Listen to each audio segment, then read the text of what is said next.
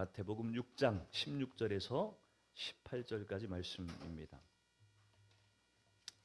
신약성경 마태복음 6장 16절에서 18절까지 말씀입니다. 말씀이 길지 않기 때문에 우리 한 목소리로 말씀을 합독했으면 좋겠습니다. 마태복음 6장 16절에서 18절까지 시작. 금식할 때에 너희는 외식하는 자들과 같이 슬픈 기색을 보이지 말라. 그들은 금식하는 것을 사람에게 보이려고 얼굴을 흉하게 하느니라. 내가 진실로 너희에게 이르노니 그들은 자기 상을 이미 받았느니라. 너는 금식할 때에 머리에 기름을 바르고 얼굴을 씻으라. 이는 금식하는 자로 사람에게 보이지 않고 오직 은밀한 중에 계신 내 아버지께 보이게 하려 함이라. 은밀한 중에 보시는 내 아버지께서 갚으시리라. 아멘. 여러분 오늘 아침 혹시 큐티를 하셨는지 모르겠는데 아브라함이 이삭을 하나님 앞에 바치는 그런 장면이죠. 하나님께서 아브라함을 시험하시려고 이삭을 바치라고 했다 그렇게 기록을 합니다. 그런데 아브라함이 그 이삭을 번제로 하나님께 드리겠다고 칼을 들어서 아들의 목을 따려고 할 때에 하나님께서 아브라함을 급히 만류하시고 그에게 그렇게 말씀을 하세요. 네가 이제야 나를 경외하는 줄을 내가 알았다. 여러분 그 전부터 창세기 12장부터 시작해서 사실 21장까지 오는 동안에 하나님은 아브라함과 약속도 주고받으셨고 여러 가지 일들을 행하셨어요. 그런데 이삭을 바치는 그 장면을 테스트하고 하시고 난 후에야 아브라함을 향해서 그렇게 얘기를 해요.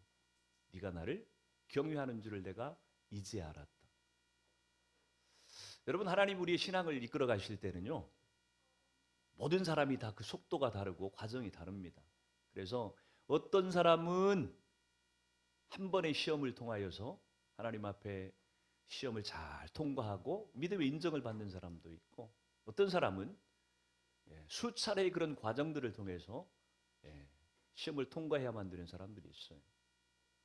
여러분 아브라함 같은 믿음의 조상이라고 했던 아브라함 같은 사람을 하나님께서 수차례의 테스트를 통해서 그가 하나님을 경외하는 것을 인정했다고 한다면 여러분 저와 여러분 같은 평범한 사람들에게는 얼마나 그 믿음의 시련의 과정들이 여러 번 있을까 하는 그런 생각들을 해보게 됩니다. 실망하지 말라는 얘기예요. 여러분의 삶 가운데 하나님이 여러분에게 어려움들을 통과하게 하시는 것들은요 그냥 주시는 것이 아닙니다.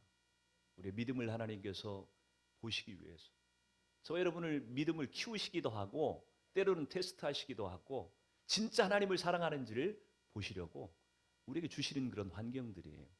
그러나 그 믿음을 우리가 잘 통과하기만 하면 오늘 아브라함을 향해서 하나님이 하시는 것과 같이 네가 이제서야 나를 경외하는 줄 알겠다.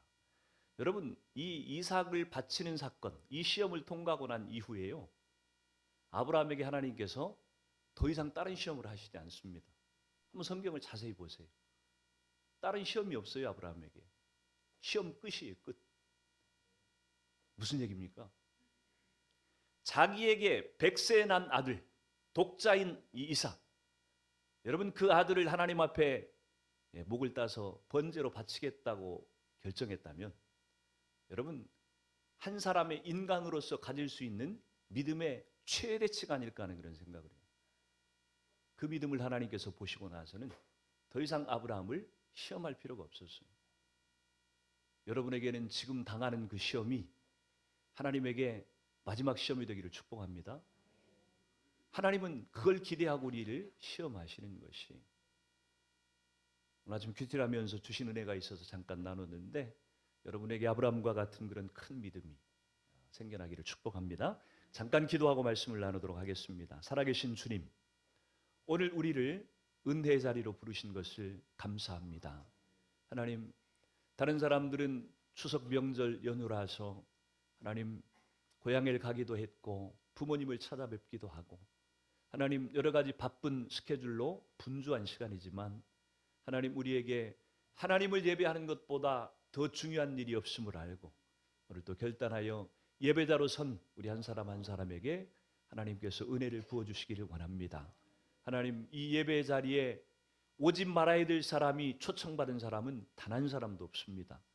하나님께서 우리에게 말씀하시고 은혜를 주시려고 이 복된 자리에 부르셨사오니 하나님, 한 사람도 거저왔다 거저가는 일이 없게 도와주시고 하나님의 은혜의 보좌 앞에서 우리 가운데 부으시는 충만한 은혜를 덧입고 돌아가는 시간이 되도록 인도하여 주옵소서. 그렇게 일하실 주님을 찬양합니다. 감사드리고 예수 그리스도의 이름으로 기도합니다. 아멘. 여러분, 오늘 우리가 읽었던 이 본문의 말씀, 우리가 살펴보게 될 말씀은 사실 마태복음 6장 1절부터 18절까지의 말씀입니다. 근데 우리가 읽었던 말씀은 16절부터 18절까지 이 세 절밖에는 읽지 않았죠. 이 마태복음 6장 1절부터 18절까지 18절을 만약 한 절로 요약을 한다고 한다면 대표되는 절이 어떤 절일 것 같습니까? 몇 절일 것 같아요? 뭐 어느 절을 얘기해도 다 정답입니다만 특별히 본문의 내용의 흐름상으로 본다면은 1절 말씀, 6장 1절 말씀이 1절부터 18절까지를 요약하는 핵심 구절이라고 볼 수가 있어요. 6장 1절 말씀을 다시 한번 읽어봅니다. 시작. 사람에게 보이려고 그들 앞에서 너희 의를 행치 않도록 주의하라. 그리하지 아니하면 하늘에 계신 너희 아버지께 상을 받지 못하느니라. 아멘. 예수님은요, 오늘 하나님을 따르는 하나님의 백성들, 예수님을 따르겠다고 하는 제자들, 그들을 향해서 세 가지 의를 지금 말씀을 하고 계세요. 하나님 앞에서 너희가 행해야 될 세 가지 의를 내가 소개한다. 그렇게 지금 말씀하고 있는데, 여러분, 의라고 하는 것이 뭘까요? 의라고 하는 것은 한문으로 본다고 한다면 옳을 의자입니다. 그러니까 이 의라고 하는 것을 하나님 앞에서 행해야 될 의, 이렇게 표현을 하면 어려운 말로 여겨질 수가 있어요. 이게 도대체 무슨 의미인가? 근데 사실은 어려운 얘기가 아니고요. 쉽게 표현한다고 한다면 하나님의 은혜를 덧입기 위해서 그분 앞에 나갈 때마다 우리가 취해야 될 태도가 무엇인가? 그것을 하나님 앞에서 행해야 될 의라고 지금 표현을 하고 있는 것입니다. 우리가 신앙생활하면서 하나님 앞에 은혜를 얻기 위해서 여러 가지 수단들이 있습니다. 그렇죠? 예배가 은혜의 수단이 되기도 하고, 어떤 분은 찬양할 때 특별히 은혜를 받기도 하고, 어떤 분들은 기도할 때 은혜를 받기도 하고, 어떤 분들은 주방에서 봉사하고 섬길 때 은혜를 받기도 해요. 여러분, 은혜의 이 통로, 수단이 되는 것들은 신앙인에게 각자 다를 수도 있고 공통적인 것일 수도 있지만 여러 가지 다양한 통로를 통해서 하나님 우리에게 은혜를 베푸신다고 하는 것입니다.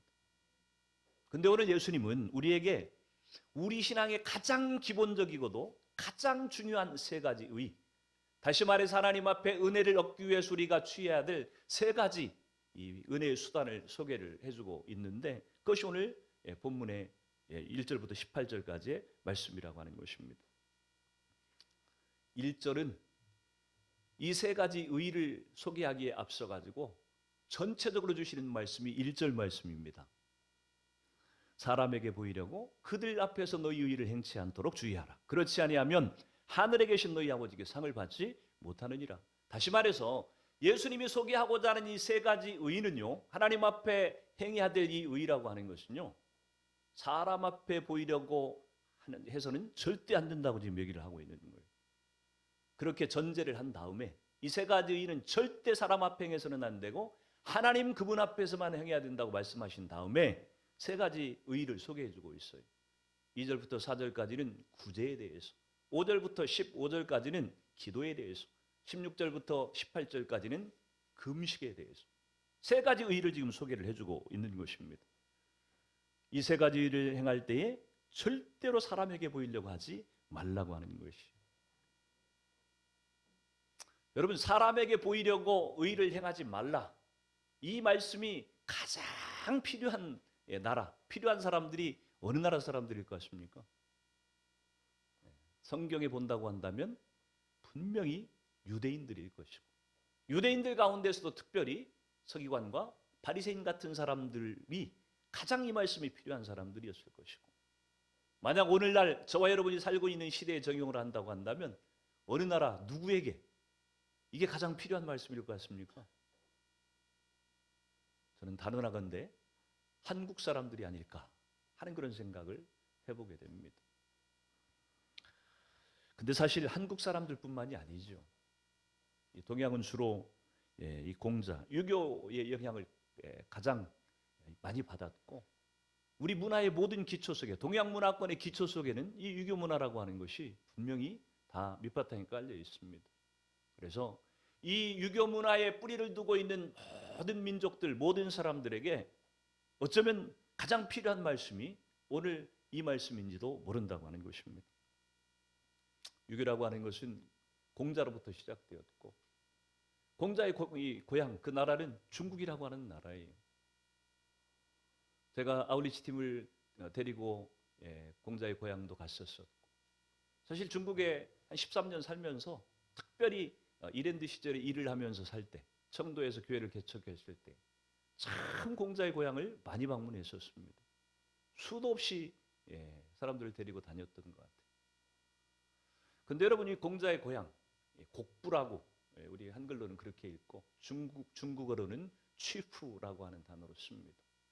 근데 이 공자 고향에 가면은 공자의 묘지도 있고 공자의 사당도 있습니다.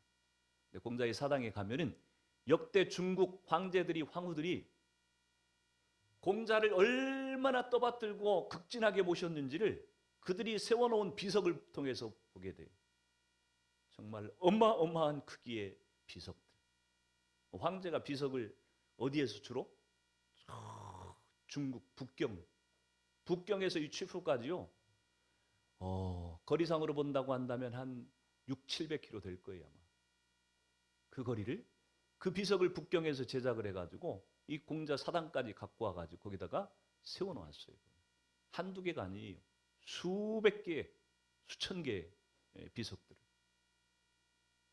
근데 그 비석들을 보면 공통점이 다 불에 그을려 있고 쪼개져 가지고 이 금이 가가지고 그것들을 시멘트로 발라놨고, 이런 모습들을 너무 많이 볼 수가 있어요. 뭐 때문에 그럽니까? 중국이 공산화되고 나서 문화 대혁명이라고 하는 시간을 거치면서 사람들이 가장 먼저 숙청 대상이었던 사람들이 누구였냐면 많이 배운 사람들, 그리고 돈 많이 가진 사람들, 이런 사람들을 공산당들은 가장 먼저 숙청을 했어요. 그리고 누가 중심이 되는 나라? 못 사는 사람, 노동자들이 중심이 되는 나라를 만들겠다 했던 것이 공산주의 이념이에요. 그래서 다 때려 부셨단 말이에요. 거기에 첫 번째 숙청 대상이 살아있지도 않고 이미 죽었지만 수 없는 영향력을 유교 문화권에 미치고 있는 공자라고 하는 사람, 그 사람의 뿌리를 가장 먼저 공산당이 없애기 시작을 했어요.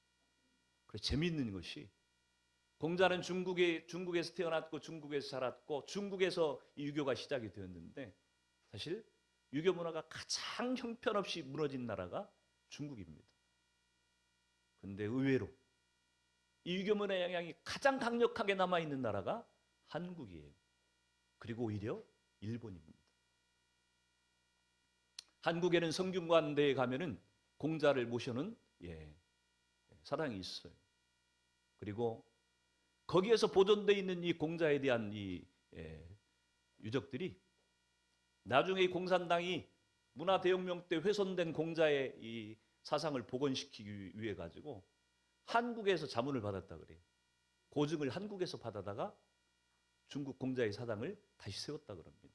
그만큼 한국의 유교 문화가 뿌리 있게 아직까지도 남아 있다고 하는 것이.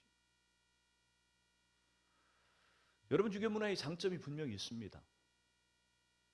예의를 중시하고 어른을 공경하고, 심지어는 어른을 공경하다 못해서 죽은 조상들까지 공경해서 명절 때만 되면은 제사상을 차려놓고 절을 하고, 살아있을 때는 부모에게 개떡같이 하던 사람들이 부모가 죽기만 하면 이상하게 몇십만 원씩 돈을 들여서 제사상을 차리고 그 앞에서 절을 해요. 참 웃기는 얘기죠. 조상을 생각해서 하는 것이 아니고 지 잘 되려고 그러는 거예요. 여러분, 분명히 유교 문화의 장점이 있지만 단점이 있어요. 오늘 본문 말씀과 연계시켜가지고 가장 큰 단점이 있다고 한다면 체면치레하는 문화, 이것이 어쩌면 유교의 가장 큰 문제가 아닐까 싶습니다. 양반은 소나기가 와도 절대로 뛰면 안 된다. 양반은 냉수를 마시고도 이빨을 쑤셔야 된다. 여러분 얼마나 웃기는 얘기입니까? 이게 말이 되는 얘기입니까? 이게 소나기가 오는데 빨리 뛰어가서 그늘에서 피해야지. 이를 쑤실 일이 없는데 왜 냉수를 마시고 이빨을 쑤시고 있습니까? 누구에게 보이려고 그러는 거예요? 사람들에게 내가 이렇게 잘 산다. 내가 이렇게 대단한 사람이다. 여러분 그것을 사람들에게 보이기 위한 것이 이 양반 문화의 특징이라고 하는 것입니다. 예수님에게 아주 심하게 책망을 받았던 유대인들하고 별반 다를 바가 없는 모습이 이 유교 문화, 특별히 한국의 유교 문화 가운데 그대로 남아 있다고 하는 것입니다. 근데 여러분, 양반들만 이런 모습을 보이는 걸까요? 여러분들은 안 그렇습니까? 여러분들은 남에게 보이기 위해 가지고 혹시 사실이 아닌 것들을 이렇게 꾸며가지고 하려고 하는 적 없습니까? 화장은 왜 하는 거예요? 네. 화장을 왜 그렇게 예쁘게 합니까? 네, 잘 보이려고. 이게 아무것도 아닌 것 같지만 분명히 내 본래 모습은 화장이 없는 모습이 내 모습이잖아요. 근데 왜 화장을 그렇게 열심히 합니까? 본래 내가 아닌 또 다른 나를 꾸며가지고 잘 보이려고 하는 그런 의도가 분명히 있어요, 우리 속에. 여러분 그런 정도는 뭐 그냥 사람들 사는 세상의 기본적인 예의라 생각하고 넘어갈 수도 있는데 예수를 믿고 신앙생활을 한다고 하는 저와 여러분들조차도 어쩌면 하나님 그분께 보이는 것보다도 사람에게 잘 보이기 위해서 뭔가를 하고 있을 때가 얼마나 많은지 우리 자신들을 좀 돌아볼 필요가 있다고 하는 것입니다. 아무튼 예수님은 그렇게 사람에게 잘 보이고 하나님께 보이려고 하는 것이 아니라 사람에게 잘 보이기 위해서 뭔가를 하려고 하는 그런 신앙생활을 하는 사람들을 향해서 오늘 세 가지 주제를 가지고 권면을 해주고 있는데 1절부터 18절까지 전체 내용 가운데 세 가지 주제를 얘기한다 그랬죠. 구제와 기도와 금식이라고 하는 주제를 말씀하고 있는데 사실 이 구제와 기도와 금식이라고 하는 것은 우리 사람들이 인식하고 우리 사람들이 경험하는 순서대로 한다고 한다면 순서가 바뀌어야 돼요. 뭐부터 나와야 됩니까? 금식, 그 다음에 기도, 그 다음에 구제. 구제는 어쩌면 우리 삶의 신앙의 열매로 나타나야 되는 모습들이 기도 많이 하는 사람, 금식 많이 하는 사람들에게 나타나는 열매가 구제라고 볼 수가 있기 때문에 우리 사람들이 인식하는 순서대로 간다면 금식, 기도, 구제 이런 순서로 가야 되기 때문에 오늘 1절부터 17절까지 15절까지의 말씀을 제쳐두고 먼저 금식부터 지금 살펴보는 거예요. 16절부터 18절까지.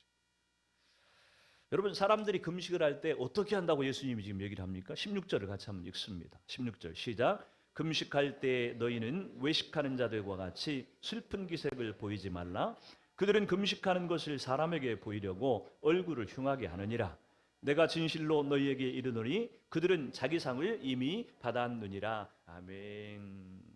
사람에게 보이려고 슬픈 기색을 내고 얼굴을 흉하게 한다. 뭐 할 때요? 금식할 때. 금식할 때 사람에게 보이려고 얼굴이 초췌한 척하고 금식하면서 힘든 척하고 여러분 그렇게 사람들에게 보이려고 한다고 하는 것이. 심한 유대인들은요 얼굴에 회를 칠했다 그래요. 금식을 할 때. 그러면 내가 이렇게 금식하느라고 이렇게 내가 힘든 상태에 있다고 하는 것을 드러내 보이려고 하는 것이죠. 근데 예수님께서 금식할 때 어떻게 하라고 가르쳐요? 17절을 한번 읽습니다. 17절 시작. 너는 금식할 때에 머리에 기름을 바르고 얼굴을 씻으라. 아멘. 저는 목사이지만 저도 금식할 때 이렇게 해본 적이 없는 것 같아요. 저도 금식할 때 저도 모르는 사이에 성도들이 내가 목사가 담임 목사가 금식하는 것을 좀 알아줬으면 좋겠다. 이런 마음이 있었을까요? 없었을까요? 있어요. 창피하지만 있어요. 그건 뭐 부족한 제 수준이니까 뭐 어쩔 수가 없는데 분명히 저한테 그런 마음이 있다니까요. 제가 금식을 하고 있는데 아무도 성도들이 내가 금식하는 것을 안 알아봐 준다. 그러면 이 금식 효과가 안 나타나는 것 같고, 담임 목사가 지금 금식하고 곡기를 끊고 금식하러 갔다고 해야 성도들이 알아주고, 경건성이 높은 목사다. 우리 목사님이 역시 교회를 사랑하고 성도들을 사랑하는구나. 이렇게 생각할 것 같은데 그걸 알아주지 않는 것들에 대해서 섭섭한 그런 마음들이 분명히 있어요. 물론 막 머리에 기름을 바르고 얼굴을 씻을 만큼 전혀 티를 내지 않을 만큼 이 정도까지는 아니어도 마음속에 그런 마음은 좀 안 품고 금식을 해야 되는데 못 그러더라는 얘기예요. 예수님께서 그렇게 금식을 해야 되는 이유, 얼굴을 씻고 머리에 기름을 바르고 이렇게 단정하게 금식하지 않는 것처럼 금식을 하라고 하는 이유가 뭡니까? 18절을 같이 한번 읽습니다. 시작. 이는 금식하는 자로 사람에게 보이지 않고 오직 은밀한 중에 계신 내 아버지께 보이게 하려 함이라. 은밀한 중에 보시는 내 아버지께서 갚으시리라. 아멘. 예수님의 입장은 분명합니다. 금식을 할 때 사람에게 보이려고 하지 말고 하나님 그분을 의식하고 금식을 하라고 지금 얘기를 하는 것입니다. 왜냐하면요, 금식이라고 하는 것은 사람에게 보이기 위해서 금식을 하는 것이 아니라 누구에게요? 하나님 그분과 관계가 있는 것이 금식이기 때문에 금식할 때는 사람과 어떤 관계도 없다고 하는 얘기예요. 사람과 아무 관계가 없는데 왜 사람에게 잘 보이고 못 보이고가 신경이 쓰이냔 말이에요. 금식하는 목적이 사람에게 잘 보이기 위한 목적이 금식의 목적이라고 한다면 우리가 마땅히 그렇게 해야 되는데 금식하는 목적은 사람하고는 아무 상관이 없다고 하는 얘기입니다. 오직 하나님 그분과만 관계가 있다고 하는 것이에요. 금식은 사람 보라고 하는 것이 아니라 하나님 그분이 보시라고 금식을 하는 것이기 때문에 금식할 때 사람을 의식하지 말고 하나님 앞에 하라고 하는 것입니다. 그래서 우리는 금식의 의미가 무엇인지부터 좀 생각해 볼 필요가 있습니다. 여러분, 금식을 왜 하는 것일까요? 여러분 어떤 때 금식을 하십니까? 저는 뭐 금식 안 하는데요. 신앙생활하면서 혹시 한 번도 금식을 안 해본 분이 또 계신지 모르겠어요. 괜찮습니다. 금식을 하지 않고도 살 만큼 평안한 삶을 살았다면 그것도 복받은 삶이에요. 근데 인생을 살다 보면 금식하지 않을 수 없는 그런 시간들이 분명히 찾아옵니다. 하나님 앞에 금식하지 않고서는 이 어려운 때를 헤쳐나갈 방법이 없다고 생각될 때가 분명히 찾아와요.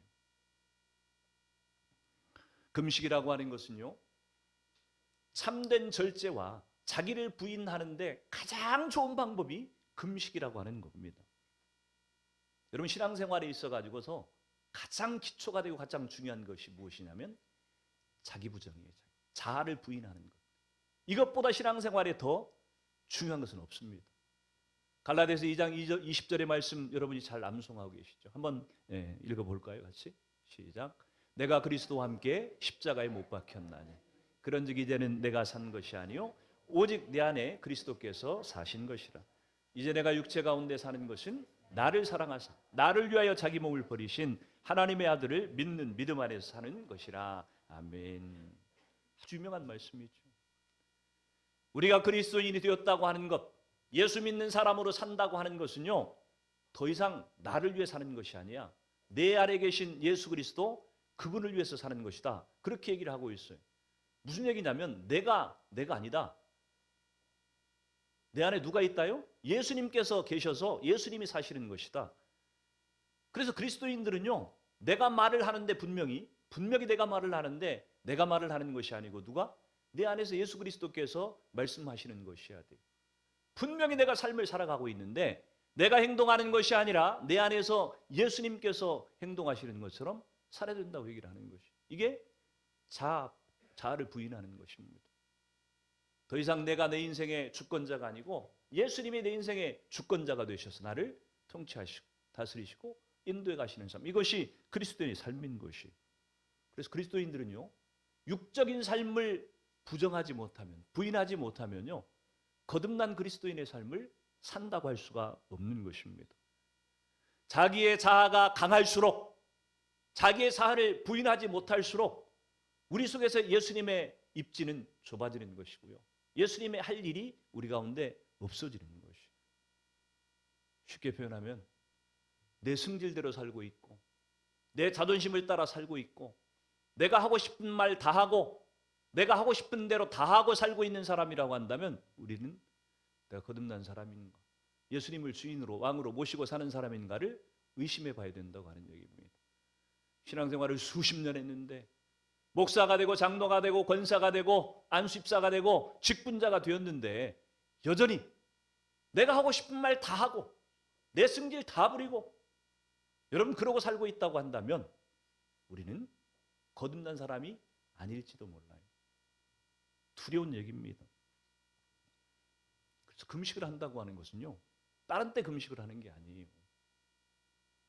내 안에 죽어 있어야 될 자아가, 내 자존심이 내 체면 때문에 여러분 내가 막 내 뜻대로 살려고 하는 내 자아가 그렇게 강하게 살아나려고 할 때 그것들을 죽이는 작업이 무엇이냐면 금식이라고 하는 방법이에요. 물론 사업이 실패해서 하는 일들이 뜻대로 되지 않아서 죽을 병이 걸려서 그런 어려움 앞에서 하나님의 도움을 구하며 살려달라고, 회복해 해달라고 그렇게 서는 것도 금식이지만 금식의 본래 참뜻, 가장 중요한 금식의 의미는 자기를 부인하기 위한 것이라고 합니다. 내가 살아나려고 할 땐 나를 죽이려고 하는 것이 금식의 가장 핵심이라고 하는 것입니다. 그래서 나와 하나님 사이, 내 안에서 예수님께서 사시는 데에 가장 장애물이 되고 거치는 돌과 같은 그런 내 자아를 죽이기 위해서 우리가 금식을 하게 되는데 그것을 위해서 뭐까지도 포기하는 거예요? 다른 권리도 다 포기하지만 먹을 권리까지도 포기하겠다고 하는 것이 금식이에요. 금식. 하나님께서 우리를 지으시고요, 우리의 육신이 살아서 움직이고 기동할 수 있도록 우리에게 기초적으로 주신 것이 뭐냐면 먹는 거예요. 먹는 거. 우리의 육신은 음식을 먹어야만 생존할 수 있는 존재입니다. 음식이 안 들어가면 우리는요 못 사는 존재예요. 죽어요. 음식을 만약 한 40일 정도 먹지 않는다 그러면 99% 다 죽어요. 그럼에도 불구하고 내가 먹을 수 있는 그 권리조차도 내가 포기하겠다. 그것이 금식이라고 하는 거예요. 금식. 그래서 금식을 해보면요, 금식을 딱 시작해보면 우리 인간이 이렇게 큰 소리치고 자존심 세고 성질도 뭐 같고 그런 내가 얼마나 보잘것없는 존재인가, 그것을 뭘 하면서 깨달아요? 금식을 해보면 금방 깨닫게 돼요. 금식을 하면서 자존심 세우고 금식을 하면서 체면 막 챙기고 금식하면서 자기 승질 부리고 이런 사람 보신 적 있어요? 없어요. 금식을 하면 한결같이 다 겸손해지게 돼 있어요. 왜? 밥을 한 끼, 두 끼, 세 끼, 하루 이틀, 한 열흘 굶어 보면요, 손가락 하나 까딱하기 힘든 것이 인간이라고 하는 것을 깨닫습니다. 이런 내가 누구한테 큰 소리를 쳐? 이런 내가 무언 성질이 남아있다고 사람들에게 꼬장꼬장. 여러분 그런 생각이 들어가지고요 겸손해질 수밖에 없어요. 그래서 여러분 금식할 일이 없었다고 너무 다행스럽게 생각하지 마세요. 굳이 다른 말로 표현한다고 한다면 내 성질을 죽이는 훈련들을 내가 별로 안 했다, 그렇게 표현을 해도 뭐 크게 틀린 얘기는 아닐 수 있습니다. 여러분들은 금식을 자주 하십니까? 가끔 하십니까? 여러분 금식을 하면요 굉장히 큰 유익이 있는데, 그래서 사단이 우리에게 우리가 하나님 앞에 은혜를 얻는 수단 가운데서 가장 극심하게 방해하는 것이 어떤 것이냐면요, 금식을 못하게 하는 겁니다. 그래서 그렇게 생각하게 만들어요. 하나님 일을 하는 것도 잘 먹고 건강하고 힘이 나야 주님 일을 감당하는 것이지, 금식하고 힘이 없어가지고 무슨 주님의 일을 감당하겠어. 큰 일꾼은 큰 사발면을 먹는 거야. 뭐 이렇게 합리화하면서 나는 금식이라고 하는 것이 내 체질이 아니야. 나는 체질적으로 하나님이 많이 먹고 일하도록 나를 지으셔서 뭐 이렇게 합리화시키면서, 참 멋진 얘기죠. 다른 것은 주님의 뜻을 갖다 대지도 않으면서 꼭 그런 거 합리화시킬 때는 꼭 주님, 나는 본래 밥을 한 끼만 안 먹어도 힘이 없는 사람이, 그러면 주님의 일도 감당 못하니까 하나님이 나한테 많이 먹고 건강해가지고 주의 일을 감당하라 그랬다면서.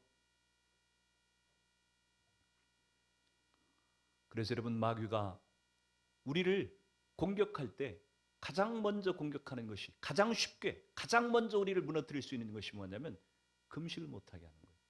그러니까 그리스도인들에게 가장 하기 어려운 것이 무엇인지 한번 물어보십시오. 두말할 것도 없이 금식입니다. 금식. 다른 건 다 해도 금식은 진짜 하기 힘든 것이 금식이에요. 더 안타까운 것은요, 그렇게 유익이 큰 금식이라고 하는 것을 열심히 해놓고 금식의 유익을, 효력을 하나도 누리지 못하게 만드는 것이 사단의 더 지혜로운 방법이라고 하는 것을 오늘 예수님이 지적해주고 계시는 거예요. 금식을 하기는 하되 누구에게요? 사람에게 보이기 위해서 금식을 하니까, 죽으라고 고생해서 금식을 했는데도 불구하고 아무런 금식의 효력을 누리지 못하는 사태가 벌어진다고 하는 것입니다. 이런 금식에 대해서 가장 잘 정리해 주는 말씀은 이사야 선지자의 말씀입니다.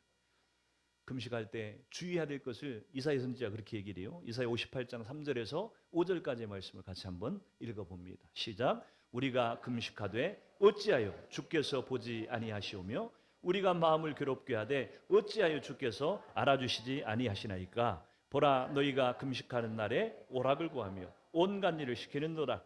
보라, 너희가 금식하면서 논쟁하며 다투며 악한 주먹으로 치는도다. 너희가 오늘 금식하는 것은 너희의 목소리를 상달하게 하려는 것이 아니냐? 이것이 어찌 내가 기뻐하는 금식이 되겠으며 이것이 어찌 사람이 자기의 마음을 괴롭게 하는 날이 되겠느냐? 그의 머리를 갈대같이 숙이고 굵은 배와 재를 파는 것을 어찌 금식이라 하겠으며 여호와께 연락될 날이라 하겠느냐? 아멘. 우리에게 금식할 때 주의하라고 지금 얘기를 하는 거예요. 너희가 금식을 하기는 하는데 금식할 때 어떻게 한다고요? 예, 경건하지 않은 그런 모습들을 그대로 갖고 있으면서 금식. 근데 사실 금식을요, 금식다운 금식을 안 하니까 이런 금식이 되는 거예요. 그러니까 모슬렘들이 라마단 금식하는 것처럼, 그렇죠? 예, 해질 때까지만 참고 해가 지고 나면은 배 터지게 먹고, 그걸 또 금식 기간이라고 그렇게 또 하고 있는, 여러분, 이슬람이 능력이 없는 게 그것 때문에 그래요. 만약에 해가 진 후에도, 그래서 한 열흘 정도 만약 이슬람 사람들이 금식할 수 있다고 한다면 아마 기독교를 이기고도 남을 거예요. 절대 못하죠, 그 사람들. 절대 못해. 참을만 할 때까지만 금식을 하고, 못 참겠으면 배 터지게 먹고. 이게 무슨 금식이에요, 이게?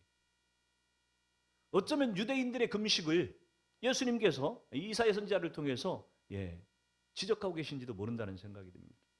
겉으로는 극도의 겸손을 가장해놓고 뒤에서 속으로는 할 것 다 하고 있고, 이 금식의 모습이 아니라고 하는 것입니다. 그래서 하나님의 찾으시는 진짜 금식이 무엇인지를 이사야 58장 6절 7절이 그렇게 얘기를 합니다. 같이 한번 읽습니다. 시작. 내가 기뻐하는 금식은 흉악의 결박을 풀어주며 멍에의 줄을 끌어주며 압제 장하는 자를 자유하게 하며 모든 멍에를 꺾는 것이 아니겠느냐? 또 줄인 자에게 내 양식을 나누어 주며 유리하는 빈민을 집에 들이며 헐벗은 자를 보면 입히며 또 내 골육을 피하여 스스로 숨지 아니하는 것이 아니겠느냐. 아멘. 진짜 금식은 이런 능력이 나타난다고 하는 거예요. 흉악의 결박을 풀어주고 압제의 멍에를 끌어주고 압제 당하는 자를 또 자유하게 해주기도 하고. 다 뭔 얘기입니까? 우리를 사단의 멍에 아래서 해방시키는, 다시 말해서 영적인 승리를 지금 얘기하고 있는 거예요.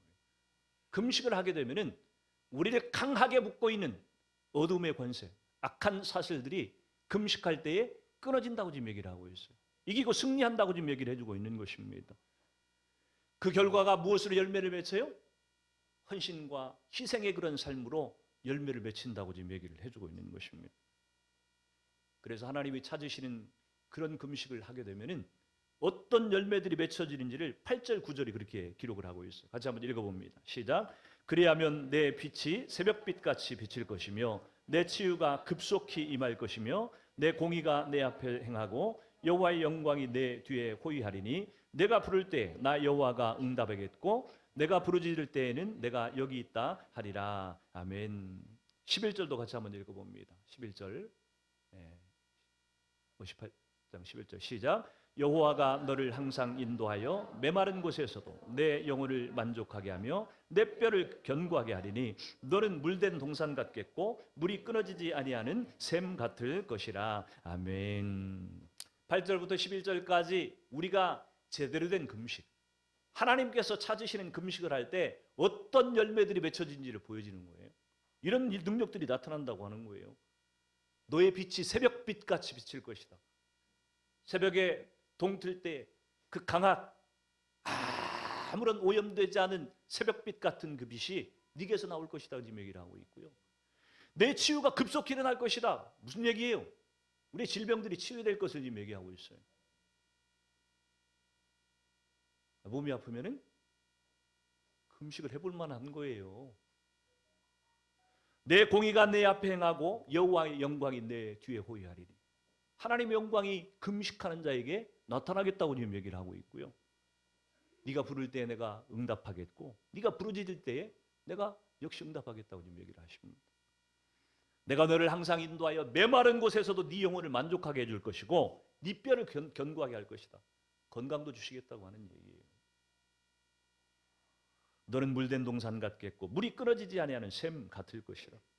다시 말해서요, 금식을 하나님 앞에 온전하게 드리면요, 우리의 모든 질병들이 치료되고 육적으로도 건강해질 뿐만 아니라 영적인 승리를 우리 가운데 안겨주실 뿐만 아니라, 그래서 내가 살 뿐만 아니라 나를 포함해서 내가 있는 그곳에서 내가 속한 모든 공동체도 같이 살리는 그런 역할들이 우리 금식을 통해서 열매로 나타날 것이라고 얘기를 하고 있는 거예요. 여러분, 이런 금식이라고 하면 해볼 만하지 않습니까? 안 하면 얼마나 손해가 된다고 하는 것을 금방 알 수가 있어요. 예수님께서 또 이사야 선지자가 오늘 금식에 대해서 말씀하고 있는 그 핵심이 무엇이냐면요, 금식의 방법 자체가 문제가 되는 것이 아니라 금식을 하고 있는 금식의 정신이 훼손되어 있기 때문에 그것을 회복하라고 지금 우리 가운데 지적하고 있는 것입니다. 디모데후서 3장 5절에 보면은 경건의 모양은 있으나 경건의 능력은 부인하니 이 같은 자들에게서 내가 돌아서라, 그렇게 말씀을 합니다. 여러분, 이 세상에서 가장 불행한 사람이 누굴까요? 물론 경건의 모양도 없고 경건의 능력이 없는 사람이 아마 불쌍한 사람일 거예요. 그러니까 특별히 신앙인들로 본다고 한다면 경건의 모양도 없고 능력이 없는 사람이 참 불행한 사람이에요. 근데 그 사람보다 더 불행한 사람이 어떤 사람인 줄 아세요? 경건의 모양은 있는데 경건의 능력은 없는 사람. 차라리 경건의 모양도 없고 능력도 둘 다 없으면요, 고생이라도 안 하죠. 근데 경건의 모양은 있어. 열심히 금식은 했어. 근데 그 금식으로 말미암는 어떤 변화도 어떤 능력도 열매도 나타나지 않는다. 여러분, 이것은 억울할 일이에요. 진짜 억울할 일이에요. 세상에 바보 같은 짓이 이것이 있겠습니까? 그렇게 죽도록 먹을 것을 참아가 굶어 그렇게 고생을 했는데 아무런 금식의 능력이 나타나지 않는다. 경건의 모양은 분명히 있는데 경건의 능력은 없다.